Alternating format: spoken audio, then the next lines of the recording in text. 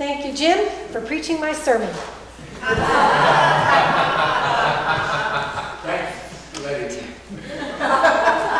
I'm always getting stood up by this guy.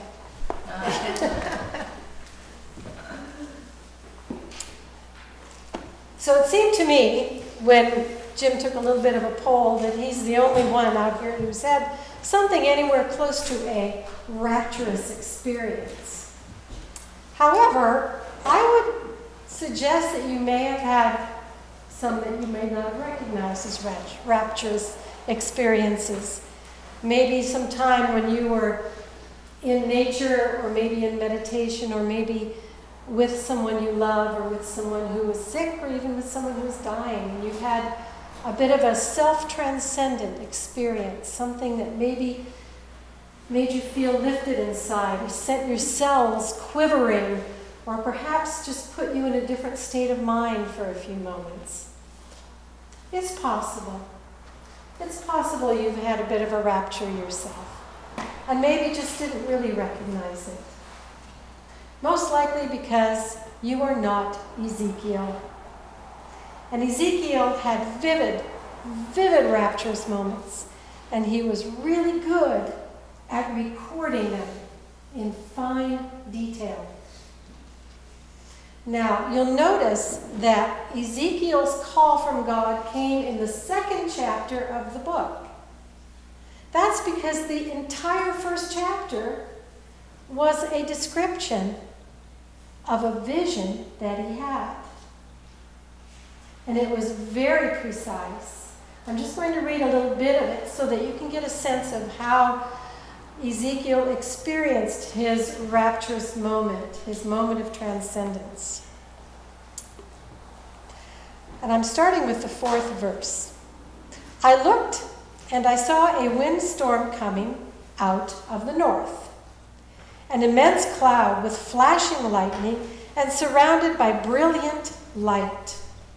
The center of the fire looked like glowing metal, and in the fire was what looked like 4 living creatures.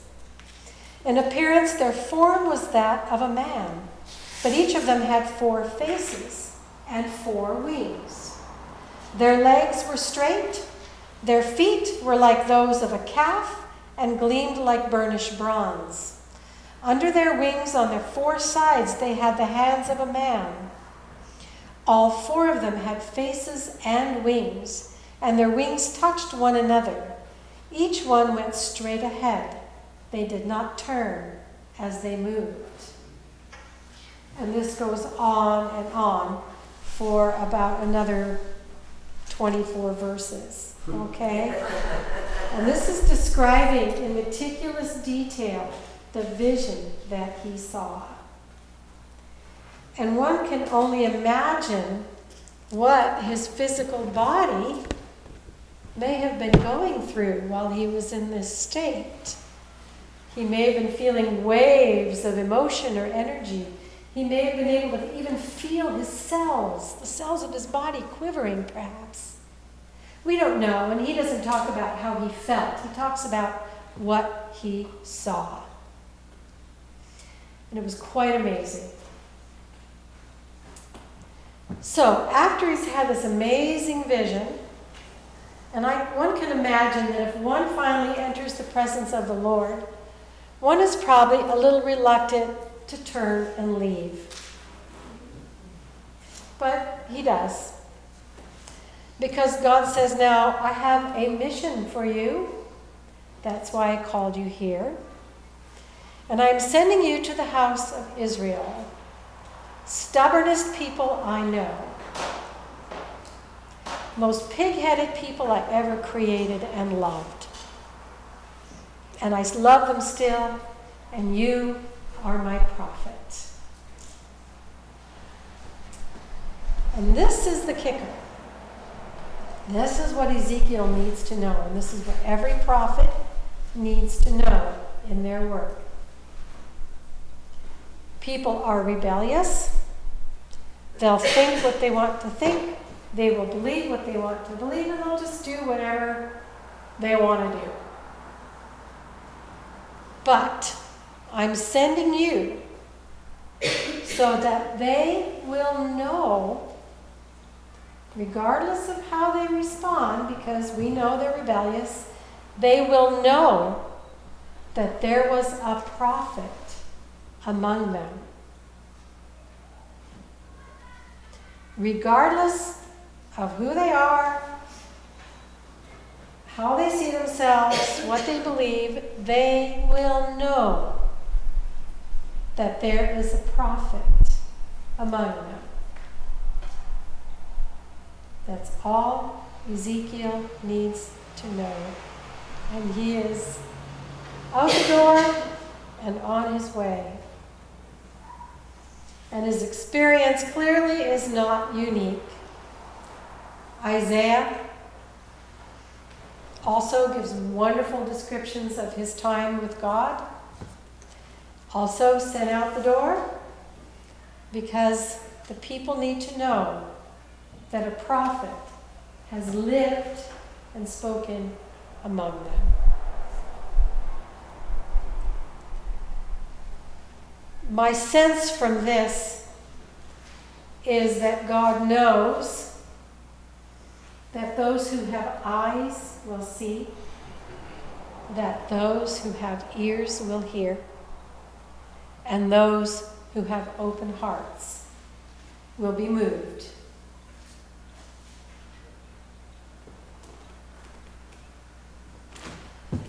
Now, Paul had a similar experience, which he was not prone to talk about. In fact, in contrast to Ezekiel, who was more than happy to intricately describe his experience, Paul suffices it to say, I was taken up into the third heaven. This is so we can all know that heaven has levels. And somehow he was on the third level. He does not talk about his experience. Now, as Jim was saying, Paul is having trouble with the church in Corinth. He had made 3 visits to them. And this letter was sort of in response to a visit when things were not going well. And he had left. And he was hoping to send a letter via Titus. And Titus ended up meeting him. He felt the need to somehow justify who he was and what he was doing. Paul needed bragging rights. And he knew this was foolish. And he said earlier, as Jim said, this is fool. Indulge me. Indulge me in a little foolishness, if you will. But I need to own who I am and what I have done and my rightful place in the apostleship of this church. His bragging rights have nothing to do with being in the third level of heaven. His bragging rights have to do with what he suffered for the sake of the gospel. So, the important lesson here to understand is that visiting God is not your end goal. Now, I know we live in a time when a lot of people are engaging in a lot of different practices, and they're seeking inner peace, they're seeking some sense of transcendence, which I think is entirely appropriate. As long as you understand that whatever transcendence you experience is not your end goal. It is your fueling station. It is your stop on the road. When I was going to seminary, my family was living in western Illinois, and I was in school in Denver, Colorado. And when I wanted to go home for holidays, to maximize my awake time with my family, the day before I left, I would take a really good nap in the afternoon. I'd get up about 8 o'clock at night, I'd pack everything in my car, and I'd leave. And I'd drive all night long on Interstate 80 across, I'd go up north of Denver, catch it, and across Nebraska and all of Iowa in the middle of the night. No problem. I've not been on that interstate for many, many years, but at that time, every 10, 20, 30 miles or so, there was some place where you could pull off the road, gas up your car, get a cup of coffee, sandwich, different kinds of food, get back in your car, down you go. These places were meant for the serious interstate traffic, okay? And this is a bit of a metaphor for these experiences. Your rapturous experience, your transcendent time, is the time when you leave the path, you go fill your soul, you touch base with where you have come from, and then you get back on that road and back on the journey. And Paul understood going up to third heaven, it's an important thing to do, but it's not the goal. It's only to nourish you to go back to your work. Because your goal is not necessarily to save yourself, to redeem yourself. You're already there. Your goal is to get out there and do God's work. And I would say that to anyone, whether they are a Universalist, whether they are a Buddhist, whether they are a Hindu, Muslim, the purpose of your transcendent experience is to fuel your journey to the people in your life. It's to give you your inspiration, it's to give you your heart, it's to give you the mind for what you need to say and do to the people in your life. Now, Jesus had a very direct experience of this when he went to his hometown. And I put that image in my head because when people were astounded at Jesus, astounded at what he could say, what he could do, they're going, wait, isn't this Jesus, that carpenter guy? Don't you remember when he was a skinny little kid? Don't you remember all his brothers and sisters? You know, when someone comes back to town and they've changed significantly, there's a tendency towards being cynical because they knew Jesus when he was young. And I started thinking, well, who was he when he was young? What kind of a boy was he growing up? Who was he when he was 11, 12, 13 years old? Mark is not the gospel teller of Jesus in the temple when he's 11. We don't hear anything about Jesus in Mark's gospel except this little snippet right here where people are wondering who in the world this man is. Surely not that little guy. And Jesus realizes that sometimes, regardless of how many transcendent experiences you've had, regardless of what your relationship to God is, the home crowd just is not going to like you. And the interesting thing here was, this disempowered him. It disempowered him. He couldn't do a lot. I'm not really going to speculate on the dynamics there, whether it was lack of faith or whether it was coming just kind of against a brick wall. I don't know. And Mark doesn't say a lot about it. All he says is that he couldn't do his great works there. Healed a few people. All of this, did what he could. I think it's very interesting that because of this experience, he decides to start delegating authority and responsibility. Perhaps he was thinking, well, if I can't talk to these people, maybe Peter can. Maybe John.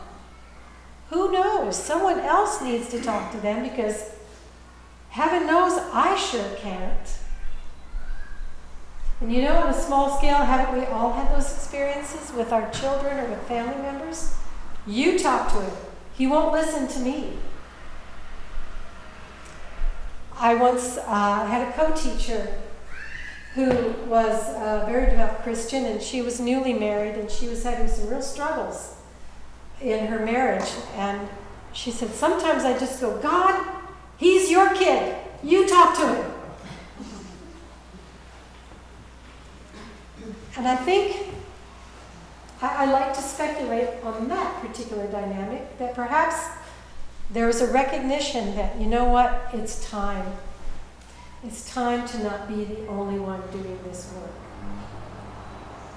It's time to establish the apostleship, to empower his followers to go. Now, Mark chose to describe this, the sending forth. They went out 2 by 2, 2 at a time. This would clearly be for protection, as they're going out into remote villages. And even though they are leaning on each other for protection, that is all they have. They have no money. Can't be robbed if you have no money. They're only allowed to take the clothes on their back, the shoes on their feet. That's it. And that is how they are sent forth. And that's the end of that particular story. Except the fairly broad pen stroke that they did go forward, they healed people, and they did things in Jesus' name. Okay? Here's a question. Have any of you ever heard of a woman who called herself Peace Pilgrim? Raise your hand. Peace Pilgrim. Interesting. She logged probably close to 40,000 miles on foot, back and forth across the United States. She took nothing. The clothes on her back and a little tunic, and she had her notebook, her pen, her toothbrush, toothpaste. That's all she had. She started her journey in the mid-1950s, and she continued until she was actually killed in a car accident in 1983. I believe it was 83. Whenever I read this passage about these disciples going out 2 by 2 with nothing, I think of this woman who actually went on it alone. She said, I walk until I'm tired and I sleep. If people give me food to eat, I eat. If they don't give me food to eat, I don't eat. That was the depth of her passion. A book was written about her journey, and the book starts with some chapters on her own spiritual path, her spiritual journey, and the way that she spiritually was prepared to take on this mission. I'm reading the book right now. I read it, about 30 years ago, and I'm rereading it again. And she speaks of her own personal spiritual journey and what led her to making a decision for the rest of her life to not stop walking or talking until peace had been achieved. And because we are a rebellious people, this woman could walk and talk for 50 years, and we as a nation are still not at peace. But we need to know that there have been prophets among us. There have been preachers among us and healers among us. And if we have eyes, we will see. If we have ears, we will hear. And if our hearts are open, we will receive. Amen. I invite you now to put your feet on the floor, your hands on your lap. A couple of deep, deep breaths to relax and slow your minds and hearts and bodies down. And take a few moments of quiet contemplation.